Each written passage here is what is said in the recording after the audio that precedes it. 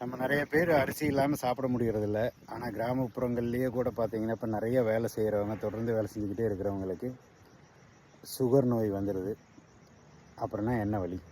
கம்பு களி இதெல்லாம் சாப்பிடுங்கன்னா நிறைய பேர் விரும்புறதில்ல. சுவையாக தான் சாப்பிடுங்கிறாங்க, காய்கறி சாப்பிட முடியாதுங்கிறாங்க. ஸோ அப்படின்னா அதுக்கு ஒரு வழி இருக்குது. கைக்குத்தல் அரிசி சாப்பிட்லாம். அப்படியும் முடியலைங்க பட்சத்தில் வெள்ளை அரிசியை சமையல் பண்ணும்போது ஒரு டீஸ்பூன் தேங்காய் எண்ணெய் போட்டு சமையல் பண்ணிடுங்க. சமையல் பண்ணிவிட்டு ஆற வச்சுட்டு அதை எடுத்து ஃப்ரிட்ஜில் 12 மணி நேரம் வச்சிடணும். குறைஞ்சது 12 மணி நேரம் வைக்கணும். ஸோ அப்படி வச்சிங்கன்னா அந்த அரிசியில் இருக்கிற சுகர் அது கம்மியாயிரும். கிளைசமிக் இண்டெக்ஸுப்பாங்க, இது கம்மியாயிரும். அப்புறம் அதில் இருக்கிற அரிசி செரிமானம் ஆகிற நேரம் அதிகமாகும். இப்படி ஆகும்போது நம்ம சாப்பிட்டோம்னா வயிற்றுக்குள்ளே போய் உடனே ஜீரணமாகி நம்மளுக்கு எனர்ஜி கொடுக்காம கொஞ்சம் கொஞ்சமாக செரிமானம் ஆகும். ஸோ சில சமயம் பார்த்தோம்னா நம்ம சாப்பிட்ட உடனே பயங்கர சோர்வாயிடும். அதுக்கு தான் காரணம்.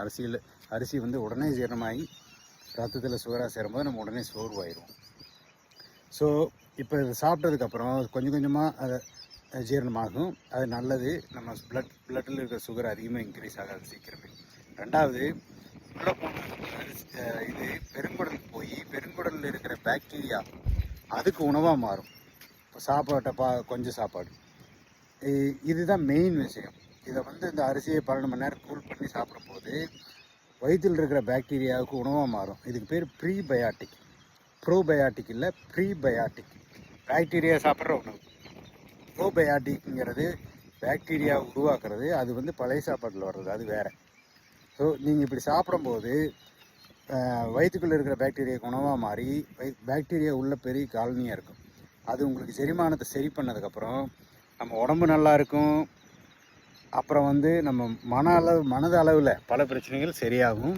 ஜீரணம் நல்லா இருந்துச்சுன்னா நம்மளுக்கு மனதும் நல்லா இருக்குங்கிறது ஒரு ஆராய்ச்சியில் கண்டுபிடிச்சிருக்காங்க. ஸோ இந்த விஷயம் அரிசி சமையல் பண்ணும்போது தேங்காய் எண்ணெய் ஒரு ஸ்பூன் ஆட் பண்ணி அப்புறம் கூல் பண்ணுறது அப்படிங்கிறது, இது ரெண்டுமே தனித்தனி ஆராய்ச்சியில் கண்டுபிடிச்சது. இது ரொம்ப பயனுள்ள விஷயம். இதை ஃபாலோ பண்ணுங்கள். இதை சுகர் இருக்கிறவங்க கூட இப்படி சாப்பிட்லாம். உங்களுடைய சுகர் லெவல் டெஸ்ட் பண்ணி பாருங்கள். இப்போ நார்மலாக சாப்பிட்டு 2 மணி நேரம் கழித்து டெஸ்ட் பண்ணுங்கள்.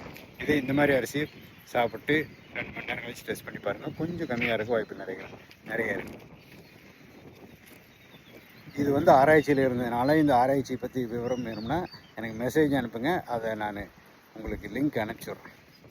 அந்த ஆராய்ச்சி ரிப்போர்ட்.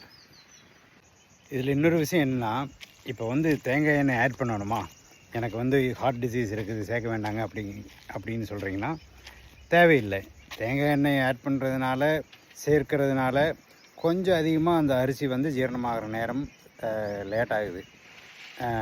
ரெசிஸ்டன்ஸ் ஸ்டார்ச்சாக அதிகமாகுதுன்னு சொல்கிறாங்க. தேங்காய் எண்ணெய் இல்லைனாலும் ஃப்ரிட்ஜில் வச்சு கூல் பண்ணும்போது 12 மணி நேரம் அந்த விஷயம் நடக்கும். கொஞ்சம் கம்மியாக நடக்கும். அதனால் ஒரு பெரிய மாற்றங்கள் வர போகிறதில்ல.